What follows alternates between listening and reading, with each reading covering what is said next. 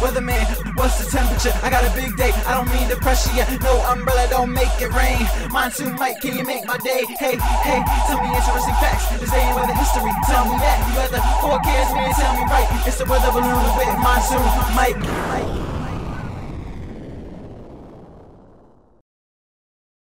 Hello and welcome to Monsoon Mike's Weather Balloon with me, Monsoon Mike, taking you on a journey through a bit of weather education, a bit of weather history, and then the current weather for the next few days of your life.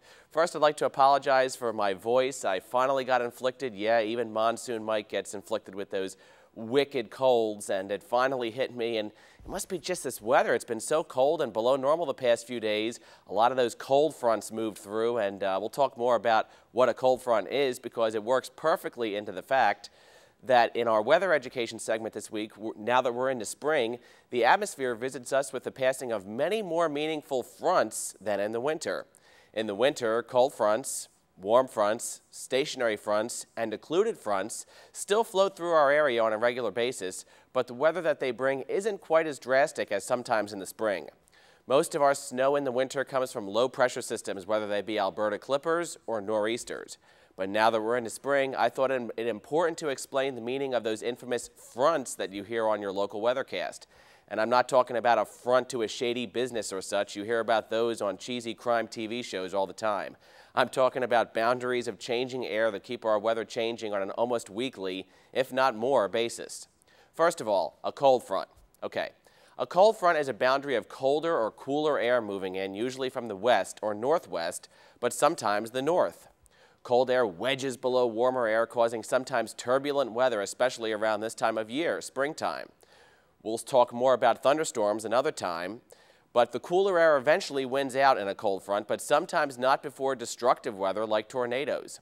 Cold fronts are the most common of the fronts, with one swinging through on a rather regular basis. Sometimes the difference in temperature is drastic, like those summer afternoons when you see the temperature drop from 80 to 60 in a matter of minutes. Other times, cold fronts come through hardly noticed with just a slight wind shift or a few degree temperature change. Now a warm front. A warm front is a boundary of warmer air moving in, usually from the southwest or the south. A little less drastic than a cold front, warm air settles in on top of the cooler air, often condensing into clouds and causing light to moderate rainfall or sometimes just showers and eventually warmer conditions. Stationary fronts are just that, stationary. It's when a cold or a warm front peters out and dies and stalls over an area and takes on the characteristics of a little bit of both.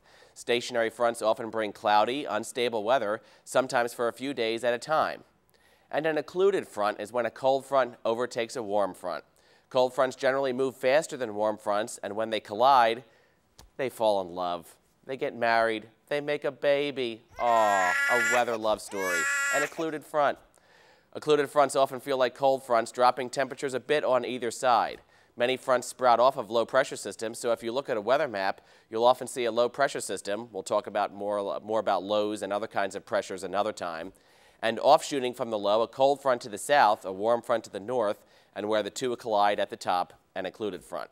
This explains why so many times in the summer you'll have a surge of warmth just before some major thunderstorms and then cooler weather. What happened was a warm front went through. We then got into that unstable little triangle between the two fronts, and the cold front came through, wiping out that warm air, sometimes in a catastrophic way with bad thunderstorms and damage. All right, now you know a little bit more about how the weather works. Up next, this date in weather history. 4, 3, 2. My name's Kevin Martirana.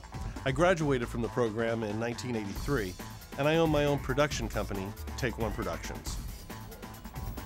Hi, I'm Barry Sell. I graduated Kutztown in 1985, and I'm the owner of the Creative Cell Film and Video.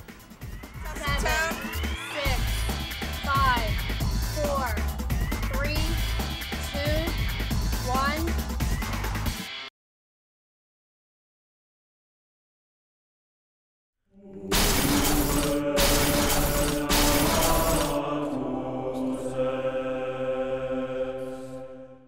Now time for the weather history segment. On this date in weather history. On this date, way back in 1899, Ruby, Colorado was buried under, get this, 141 inches of snow. Let's do the math on this. 140, let me get my calculator out. 141 inches divided by 12 feet to an inch equals, get that calculator working, 11 3/4 feet. 11 3/4 feet. Oh, but there's one little tidbit I forgot to mention. Ruby was an abandoned mining town on the Elk Mountain Range. So thank goodness no one had to dig out of that one. Whew, wow. By the way, Ruby is featured on a cool little website called ghosttowns.com, a nonprofit little website where actual towns that were once vibrant and for whatever reason just abandoned. We have one not too far from here up in Schuylkill County, Centralia. You've probably heard of it. You know that town with the perpetual coal fire underneath the earth? You may have heard about that, but yeah, 141 inches of snow in Ruby, Colorado. Good thing that happened in a ghost town. All right, moving up quite a few years, back in 1977, not too long ago, Hartford, Connecticut, not too far from here either, hit an all-time March record high of 87 degrees. And in 1989, severe thunderstorms hit the southeastern part of the U.S. with huge hailstones the size of golf balls, if not bigger. Imagine getting hit with one of those. And spawning a tornado in Northampton, North Carolina that injured 11 people. That's what happened on this date over the years. Up next, your forecast for the next few days of your life.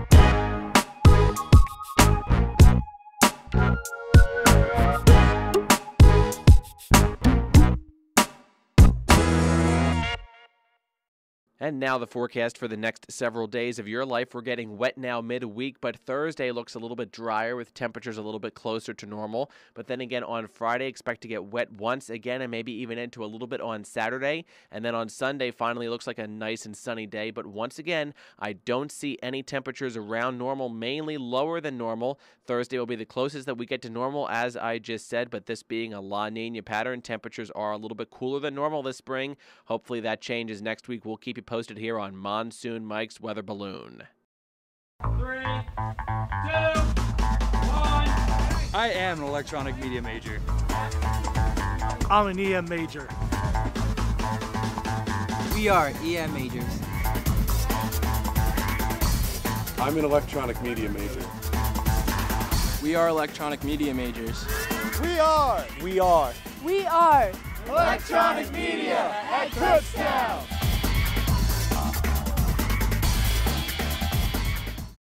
This has been Monsoon Mike's Weather Balloon. Thanks so much for watching this week, even despite my cold, and reminding you to tune in again next time and join me here again in my weather balloon.